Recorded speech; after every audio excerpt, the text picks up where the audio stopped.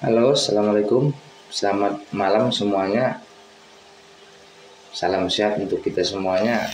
Terima kasih telah bergabung kembali di channel YouTube Fernanda Hanafi Siregar. Jadi hari ini kita menikmati suasana baru selesai bekerja ataupun baru selesai keliling. Jadi di sini buat semuanya para penonton ataupun teman-teman, saya di sini ingin dengan semuanya mengenai masalah kejanggalan yang ada pada diri saya ataupun pada keluarga saya ataupun pada rumah saya. Barangkali rekan-rekan ada yang memahami. Jadi sedikit saya cerita. Jadi sebenarnya awal dasarnya saya punya usaha koperasi, sebenarnya awal dasarnya itu karena kerjasama ataupun karena ada pendonor dana yang memberikan pinjaman dana kepada saya. Jadi dulu saya sampai ke sini, saya di sini udah jalan yang keempat kali merantau. Saya sampai ke sini tanggal 2 Mei 2021. Jadi ketika saya sampai dari Jambi, saya merantau keempat kali ke Pulau Jawa. Saya merantaunya karena ada seorang kakak yang begitu baik dah menurut saya. Tiba-tiba saya komunikasi dengan dia, saya tanyakan pekerjaan dengan dia, terus dia bilang, kamu kesini aja, nanti kita bikin di sini usaha. Tahu-taunya nggak nyangka tanggal 2 Mei 2021 sampailah saya ke Jakarta ini kembali. Ketika saya sampai di Jakarta ini kembali ataupun di Tangerang ini kembali, sampai saya ke sini pertama saya turun di rumah adik saya ataupun kalau bahasa Bataknya iboto saya. Rumah adik saya ini posisinya berada di Cibadak ataupun Tiga Raksa. Ketika saya sampai ke Tiga Raksa, saya hubungi seorang paman ataupun yang disebut dengan tulang, pangkatnya tulang itu paman. Jadi saya hubungi seorang teman yang saya panggil dengan julukan paman ataupun tulang, yang bernama Imam Soleh Harap Dakal, yang suka memberi dan suka menjamah.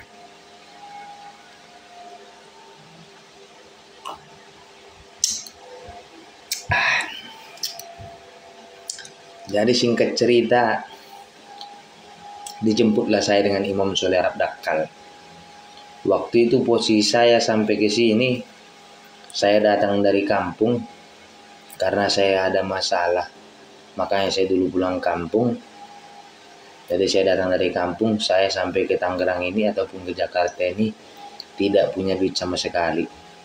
Sampai saya ke tempat adik saya cuma megang duit 100.000 lagi. Tahu-taunya dijemputlah saya dengan paman saya ini, si Imam. Dibawalah saya ke kantornya main. Sehabisnya dibawa saya ke kantornya main, dibawanya lah saya ke fotokopi. Ada juga paman saya namanya Tulang Asari. Jadi dibawalah saya ke fotokopi tersebut. Tiba-tiba saya komunikasi dengan kakak yang saya bilang ini. Kakak ini tidak bisa saya sebutkan namanya, yang jelas dia Buru Arab. Dialah orang yang menolong saya keempat kali saya merantau ke Tangerang ini. Lanjut cerita seperti itu, tiba-tiba dikontrakin lah saya sama si kakak ini. Dikontrakin karena usahanya belum ada, saya bukalah lapangan daerah Kalibaru. Saya masih ingat waktu itu modal buka lapangannya, modal uangnya 19 juta. Masih ingat saya itu. Dibukalah lapangan itu bulan 6, tanggal 2 bulan 6. Dari modal yang 19 juta tersebut, dalam 1 bulan modal 19 juta tersebut bisa ngedrop ataupun bisa nyairkan di lapangan sampai 89.900.000. Dan juga dalam 1 bulan tersebut dari drop yang 89.900.000 tersebut bawa titipan hampir 10 juta. Dihitung titipan tunai dari tanggal awal dibuka sampai akhir ditutup. Jadi berjalanlah saya merantau, berjalanlah saya tinggal kerja dengan kakak tersebut, berjalan lika-liku kehidupannya. Tahu-taunya datanglah paman saya ini yang bernama inisial IS. Ternyata dia sudah resign juga dari tempat kerjanya. Jadi saya alihkanlah lapangan saya ini yang daerah Kalibaru ini kepada yang inisial IS. Tiba-tiba saya buka kembali lapangan di daerah Tangsidi. Ketika membuka lapangan di Tangsidi tersebut, saya masih ingat modalnya itu baru dibuka kurang lebih 1 minggu. Modalnya itu hampir 14 juta, dropnya sudah hampir 40 juta. Ketika saya buka, ternyata alhamdulillah ada rezeki dikasih Tuhan, dimudahkan semua jalan rezekiku, karena niat dan tujuanku waktu itu gimana caranya bisa menolong kedua orang tua, bisa membahagiakan orang tua, bisa membahagiakan keluarga, bisa memberi petunjuk kepada mereka bahwa anak yang nakal itu penuh dengan tanggung jawab. Kenapa saya bilang anak yang nakal tersebut penuh dengan tanggung jawab? Jadi kalau saya, pendidikan terakhir saya cuma SD. Saya 3 kali saya sekolah SMP. 3 kali saya sekolah SMP, 3 kali nggak pernah lulus. Pertama saya sekolah SMP di SMP Negeri 26, Moro Jambi. Saya di DO, udah semester 2 itu. Gara-gara posisinya dulu saya minum ataupun mabuk di ruangan laboratorium bersama pacar saya. Pas di situ saya ngelakuin hal buruk. Saya pecah-pecahin, saya muntah-muntahin di situ botol. Akhirnya saya di DO, dikeluarkan dari sekolahan. Berjalan seperti itu saya dipindahkan sekolah ke SMP 2 Muaro Bungo. Di Muaro Bungo juga sama seperti itu kejadiannya. Saya dulu masih nakal, masih suka berantem. Saya dititipkan di tempat seorang saudara. Akhirnya di DO juga lagi. Habis itu dipindahkanlah saya sekolah tahun 2010 kalau tidak salah ke daerah Padang Bolak Julu ataupun yang disebut dengan Sumatera Utara. Sekolahlah saya di SMP Sipupus, SMP Negeri 1 Padang Bolak Julu. Di situ juga saya sebentar sekolahnya. Gara-gara kejadiannya dulu saya sendiri ribut gara-gara saya memperjuangkan harkat dan martabat seorang adik perempuan saya yang tidak boleh diganggu dengan laki-laki manapun, ataupun yang tidak boleh diapeli dengan laki-laki manapun.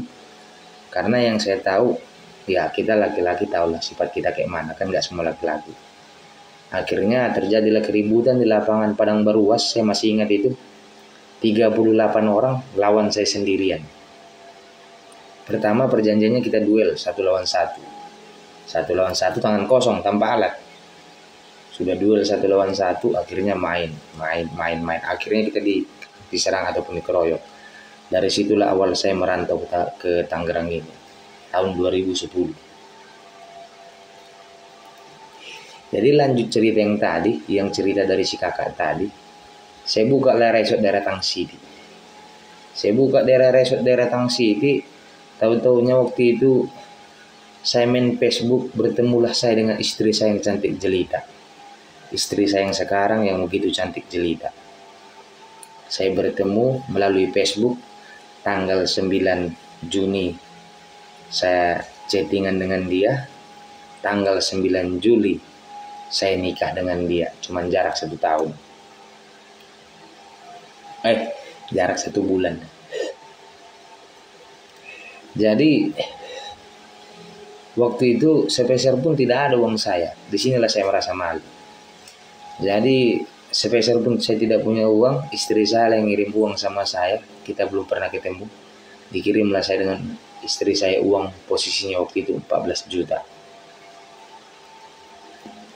Ketika dikirim sama istri saya modal yang 14 juta tersebut, pas kita pacaran, jadi saya beranikan diri kepada seorang kakak yang tempat saya kerja tersebut. Saya bilang dengan dia, saya mau resign dari kerjaan, lapangannya mau saya bayarin aja yang saya buka. Deal-dealnya waktu itu saya bayarin lapangan daerah Resort Tang City itu 19 juta. Akhirnya berjodohlah saya dengan istri saya. Ketika saya berjodoh nikah, datanglah seorang paman. Paman yang sudah lama tak berjumpa akhirnya berjumpa juga. Ketika di pernikahan tersebut, paman inilah yang menjadi wali. Kami begitu akrab, begitu dekat. Saking dekatnya, ya gimana lah namanya paman. Jadi posisinya paman saya ini, ibu saya dengan dia anak uak kandung.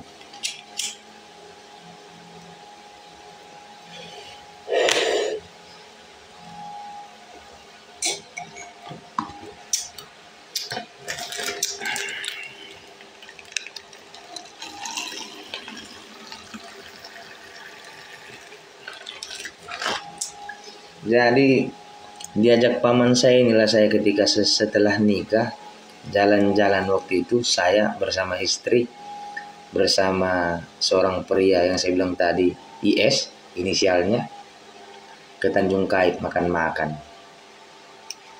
Ketika di mobil waktu itu suasananya masih enak, masih begitu riah.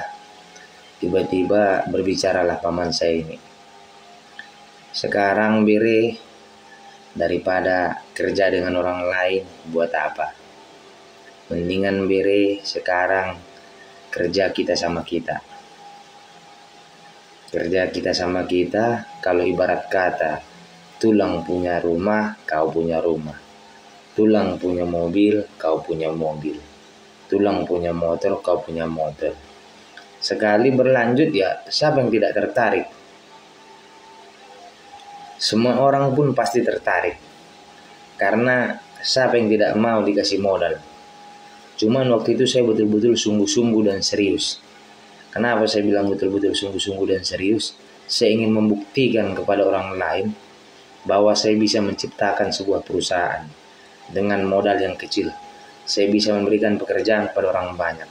Karena selama ini kalau dibilang nanti tukar pikiran dari ilmu, mudah-mudahan yang namanya kerja koperasi, ilmu sulap juga saya punya, ilmu ngolah juga saya punya.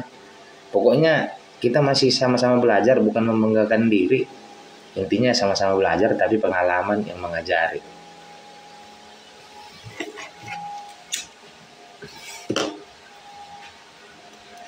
Jadi terus jalan seminggu 2 minggu terus jalan. Saya ingat waktu tanggal 25 Juni 2021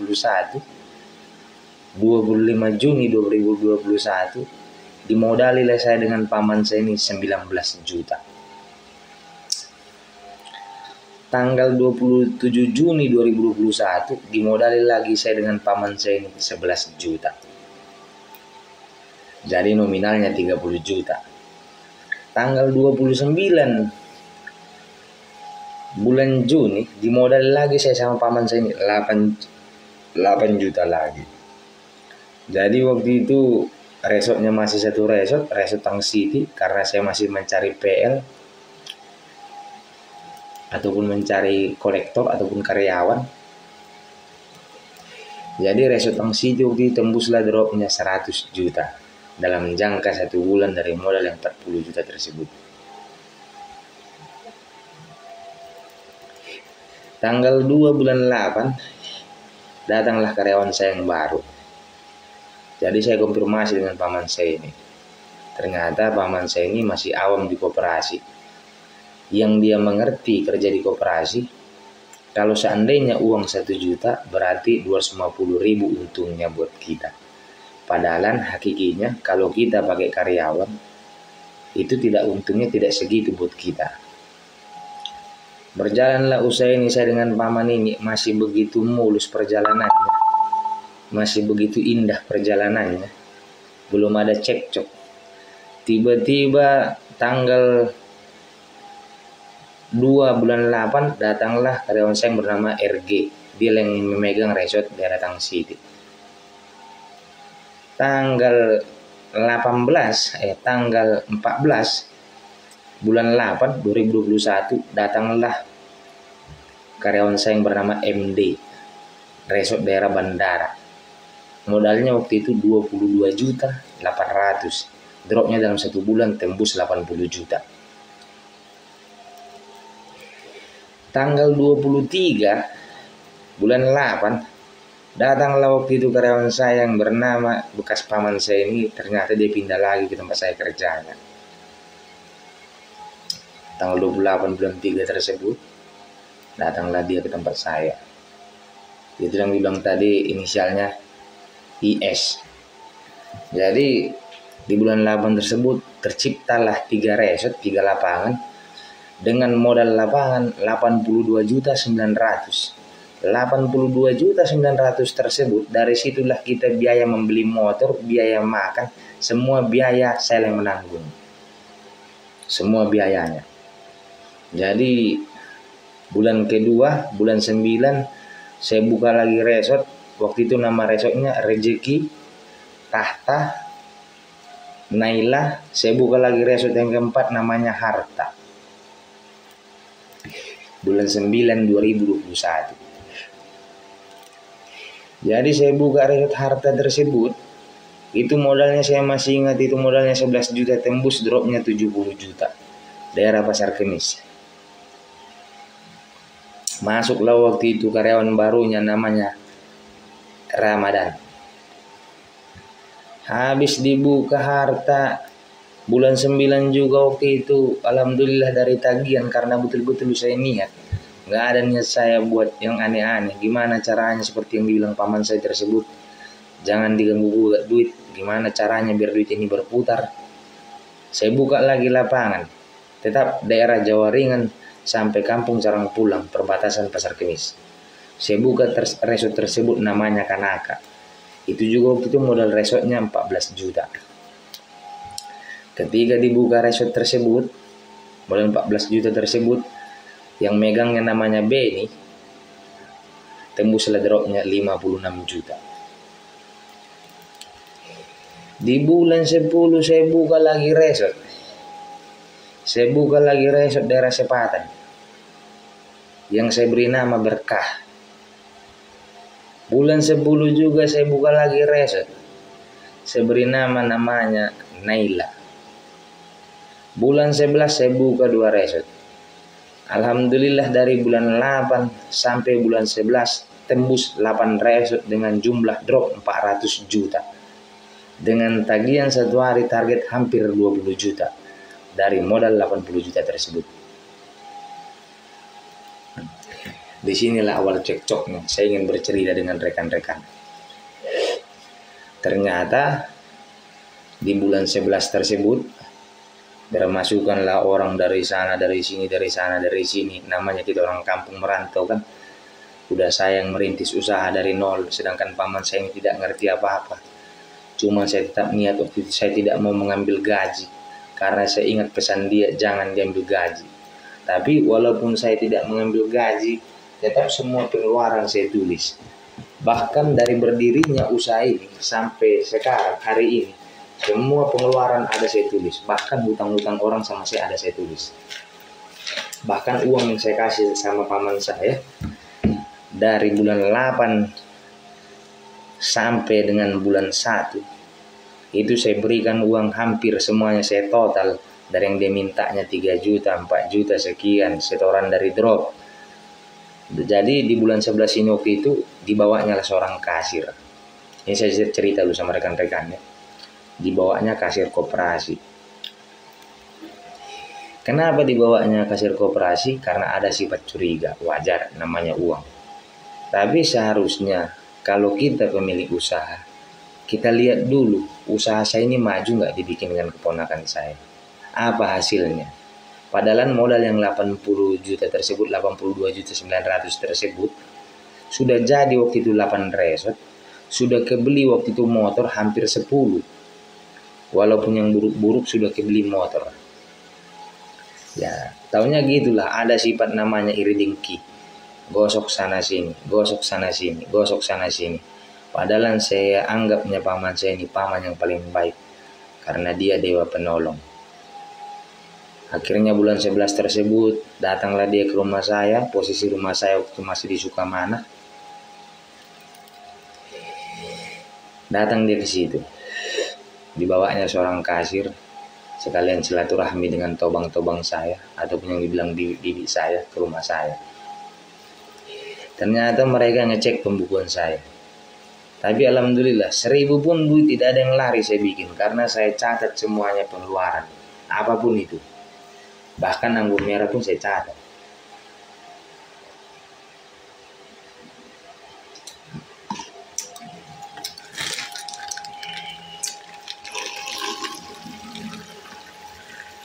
Jadi dari bulan 11 itulah awal mulanya cekcok. Jadi ada dulu seorang anak kecil yang bernama Sukami. Masih punya utang dengan saya ini 600.000. Paman saya yang bawain. Jadi mungkin rekan-rekan di sini yang sudah paham, namanya kerja koperasi pasti ditekan, pasti dididik, pasti diajari keras. Jadi tidak tahu kenapa laporan si inisial SK ini saya digini-giniin katanya. Nah, itu yang dibilang paman saya ini masih orang awam, gampang kena gosok dengan pihak lain, ataupun gampang termakan omongan orang. Jadi lanjut cerita. Sudah datang waktu itu paman saya ini dengan kasir tersebut. Nah, di sinilah saya sampaikan perbedaannya ilmu yang saya ciptakan dengan ilmu yang mereka ciptakan. Jadi kalau ada yang bilang menciptakan di daerah Pasar Kemis Kabupaten Tangerang, siapa yang menciptakan 25 hari ke kantor, itu saya Fernanda Nabi. Boleh ditanya, saya masih ingat. Tahun 2018 dulu saya ciptakan 25 kali sampai ke kantor. Karena waktu itu banyak PL-PL dapat uang masuk. Tapi salahnya satu menurut saya. Kalau kita bekerja dengan seseorang, bekerjalah dengan tulus. Kalau kita nakal ataupun bajingan, biarlah kita nakal dengan pribadi kita. Intinya jangan pernah merugikan orang lain. Ini tidak. Dapat uang masuk, masuk kantong. Yang macet nggak dipikirkan. Siapapun bosnya bakalan marah. Suatu saat Anda ataupun rekan-rekan bakalan jadi bos. Bakalan rekan-rekan alami apa yang bos-bos itu alami.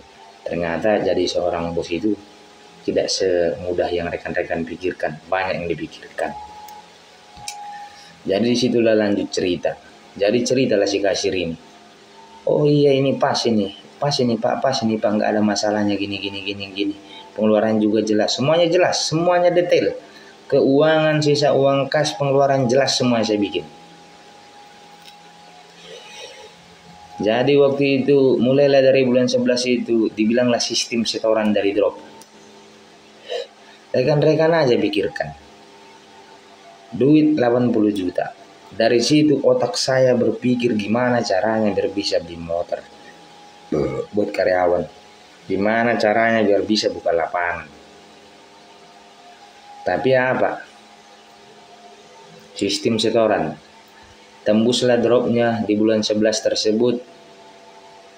Kalau tidak salah itu 321 juta. Setoran kali 5%. Di bulan 12 cekcok lagi saya dengan paman saya ini. Jadi cekcok rekan-rekan lah dulu. Saya yang menciptakan usaha, bukan karyawan-karyawan saya itu. Mereka semua yang saya ajak kerja dengan saya. Tapi kadang manusia banyak nggak tahu diri. Saya juga nggak tahu diri, cuman saya tahu di mana saya taruh diri saya.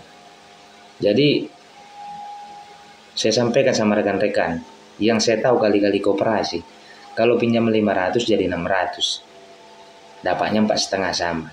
Saya ciptakanlah pinjaman itu dari awal saya buka usaha ini. Saya ciptakan pinjaman tersebut. Pinjaman 500 terima 450. Tapi bunga 25%. Jadi 625.000. Berapapun pinjamannya kali bunga 25% masuk di buku.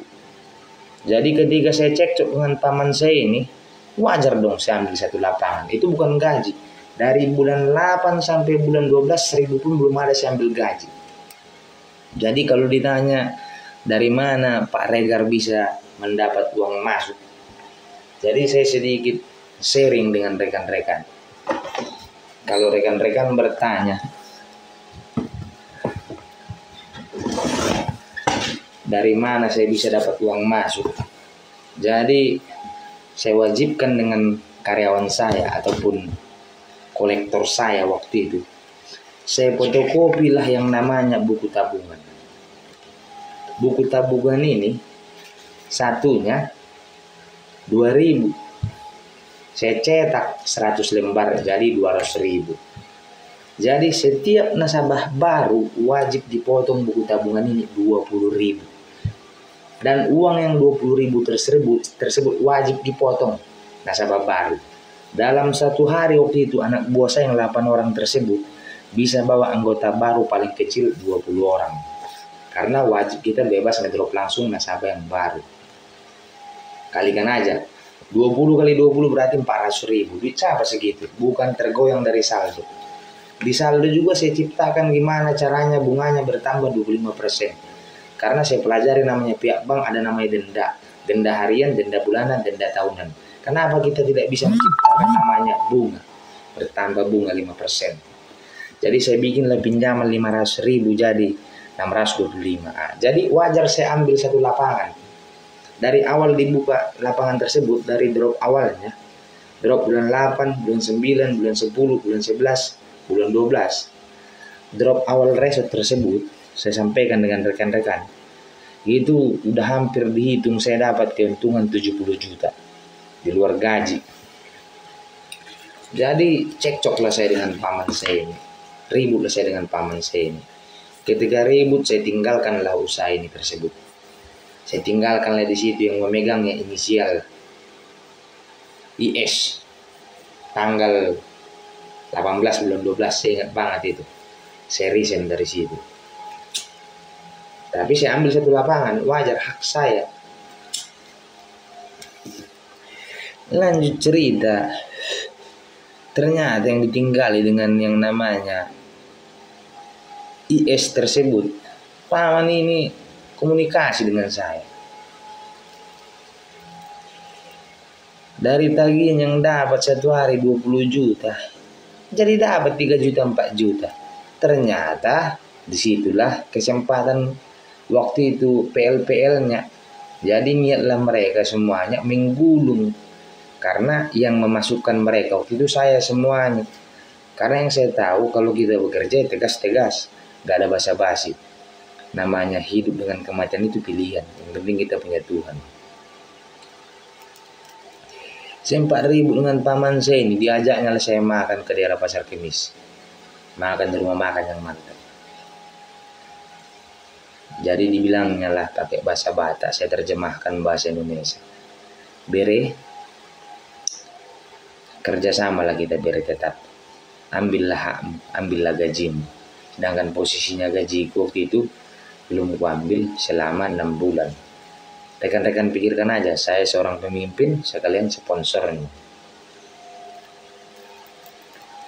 Jadi sudah baikan saya dengan paman saya ini tersebut. Kejadianlah berjalanlah usaha ini di bulan 1 Januari. Ternyata dari yang saya tinggalkan dalam jangka 2 minggu tersebut sudah ada yang deka 18 juta. Udah ada yang korupsi. Saya tinggalkan 2 minggu udah ada yang korupsi. Udah ada yang neko-neko. Udah ada yang manipulasi. Udah ada yang niat jahat. Padahal kenapa saya mau kembali lagi ke kantor paman saya ini yang saya pikirkan. Gimana biar duit paman saya ini bisa balik. Daripada dia hancur dibikin orang lain. Minimal balik duit paman saya ini. Jadi paman saya ini gak ngerti. Dikiranya jumlah saldo di lapangan tersebut yang 320 juta itu bisa diambil sekaligus. Padahal duitnya di tangan orang, bukan di tangan kita. Kecuali duitnya di tangan kita.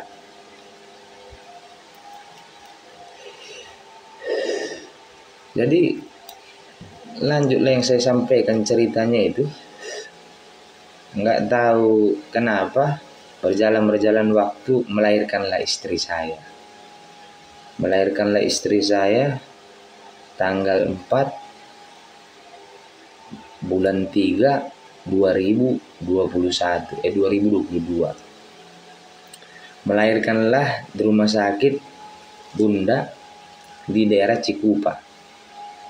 Nggak mungkin dong saya nggak punya BPJS, istri saya sudah mau melahirkan, sudah gawat darurat, sedangkan duit di tangan ada. Jadi duit di tangan waktu itu ada 18 juta. Nggak mungkin saya setor dengan dia. Perjanjiannya waktu itu dia ngomong sama saya, ambillah gajimu bere, ambil hakmu bere. Tahu-tahunya mau aku ambil hakku, udah dipolitikan sama dia secepatnya sistem setoran. Apa nggak kejam permainan itu? Tapi iya, karena saya saudaranya, jadi dia bisa semena-mena. Coba orang lain, nggak percaya saya itu. Jadi saya bukan ibarat kata menantang, cuma ingin curhat. Jadi lahiranlah istri saya, ributlah saya sama paman saya ini melalui HP. Dibilangnya lah sama saya, ulang jama-jama be usauki sorakot sudah tuh. Nah ini yang dibilang inisial IS. Ketika seperti itu ribut, saya nggak mau terima dong. Kenapa saya nggak mau terima? Posisinya saya yang buka lapangan, saya yang berjuang. Namanya kita nagih, ribut ini itu. Kalau namanya ribut sama saudara oke. Ribut di luaran ngeri. Berdebat ini itu enak aja kan gitu. Hak-hak saya yang saya ambil, gaji-gaji saya lebih 5% dari drop.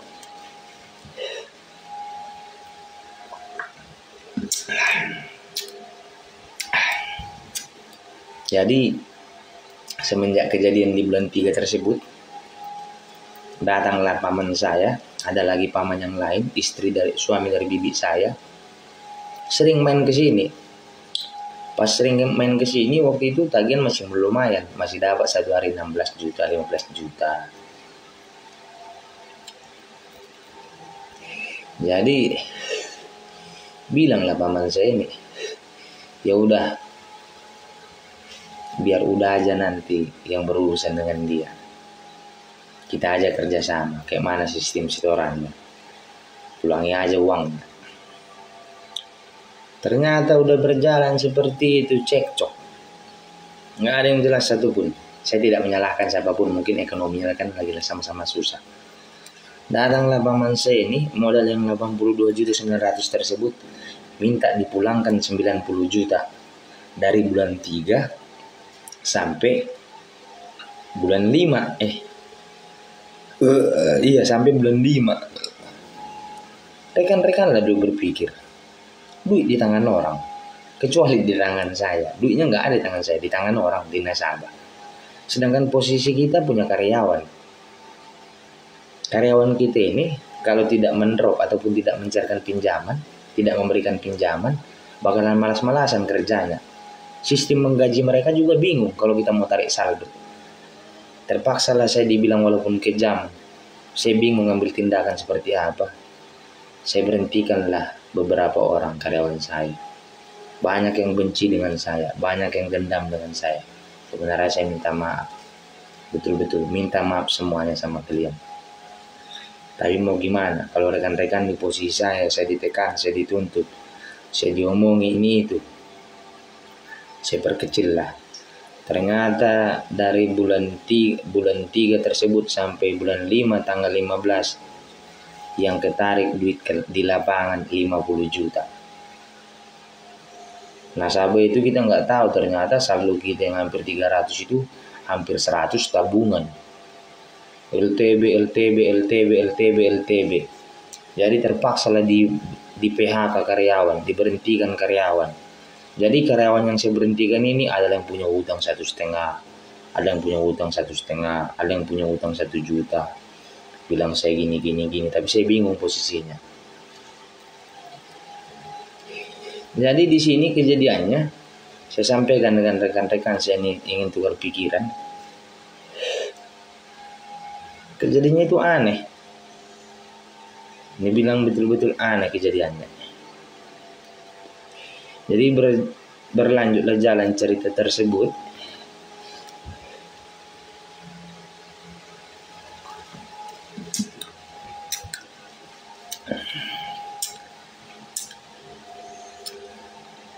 Namanya duit di lapangan, nggak mungkin dong bisa saya ngatasinya kan. Saya juga pakai karyawan. Karyawannya punya kredit motor. Jadi mereka kalau nggak ada gajinya bakalan berhenti dari saya. Akhirnya ya pada berhenti. Tapi bingung saya posisinya karena posisinya ngebalikin duit ataupun bayar hutang. Padahal posisinya duit yang 80 ini sudah saya serahkan waktu itu, setoran saya hampir 40 juta. Tanggal 15 bulan 5 sudah saya serahkan 50 juta. Kurang 40 juta lagi. Sudah saya tambahkan lagi, saya cicil 5 juta. Kurang 35 juta lagi. Tiba-tiba datang serangan sama saya. Serangan yang gak disangka-sangka. Kurang lebih seminggu lewat, datanglah paman saya ini ke rumah saya. Berteriak, Assalamualaikum, Assalamualaikum, pagi-pagi. Saking dia berteriaknya, dia bilang dengan saya, dibawanya orang. Kalau seandainya tanggal 10 ini hutang tersebut belum lunas, jangan salahkan saya kalau ada yang terjadi di lapangan dengan kamu, dengan orang yang saya suruh ini. Saya bilanglah dengan paman saya ini, kalau tidak, ambil aja lapangannya. Saya kasih nominal sekian duit yang paman punya. Ngamuk-ngamuklah dia, teriak-teriak. Jadi di sini saya ingin bercerita sama rekan-rekan. Namanya hidup, apalagi kita di lapangan, gak usahlah saling gertak, sabar. Sudah niatnya bayar itu udah luar biasa. Karena bukan prinsip saya tidak bertanggung jawab dalam hal apapun. Karena saya sayang, saya bertanggung jawabkan. Tapi mungkin karena paman saya yang ngelihat motor saya, ada R15, ada NMAX, ada Miogirnya 2, ada Vario, ada Jupiter MX, ada Beat. Mungkin dia beranggapan jadi benci. Jadi saya ingin bertanya dengan rekan-rekan, dari kejadian yang saya bilang cekcok bulan 11 tersebut, mungkin rekan-rekan ada yang paham. Kejadian di bulan 1 Januari, ada ayam hitam di jemuran rumah saya. Ayam hitam. Tiba-tiba di atas, tiba-tiba setengah 12, anak saya yang perempuan Naila terbangun dari tidurnya. Nggak tahu kenapa, dia nampak di atas lemari, rambut panjang, giginya panjang. Mau ngambil duit ayah, sama mau ngambil dedek dalam perut bunda, katanya. Saya ambil anak saya ini nangis sampai step. Dari jam tengah 12 sampai jam tengah 4 pagi. Saya bacalah ayat kursi, saya baca yang saya paham. Alhamdulillah sembuh. Kejadian lagi hampir jalan 2 bulan yang lewat. Saya punya anak laki-laki yang kecil. Saya mau bertanya sama rekan-rekan. Anak saya yang laki-laki ini setengah 9 tidur, ditidurin dengan istri di tempat tidur yang udah bersih. Nangis, disusuin sama istri saya. Terus tidur lagi. Tiba-tiba tengah 11 nangis lagi. Ketika nangis lagi disusuin sama ibunya, tiba-tiba hidupkan lampu di bawah badan anak saya di tempat tidur. Ada bunga mawar merah yang begitu segar. Jadi saya belum tahu apa artinya. Tapi saya sampaikan, apapun yang dilakukan seseorang sama kita, yakinlah kita dengan yang namanya Tuhan. Walaupun ibadah kita kurang, yakin. Karena saya cuma satu yang saya pegang, yakin saya yang namanya dengan bertuhan. Apapun saya bertanggung jawabkan itu. Jadi di sini saya mau bertanya buat yang mengerti. Kalau rekan-rekan di posisi saya seperti apa? Jadi buat yang juga lagi nonton ataupun yang pernah punya masalah, saya minta maaf. Tapi kalau yang merasa punya hutang, tolonglah dibayar. Saya juga dikejar-kejar hutang, tolonglah dibayar hutangnya. Diniatin dibayar. Sudah saya bantu rekan-rekan, bantulah saya. Jangan kita bisa jadi penagih, tapi kita tidak mau ditagih.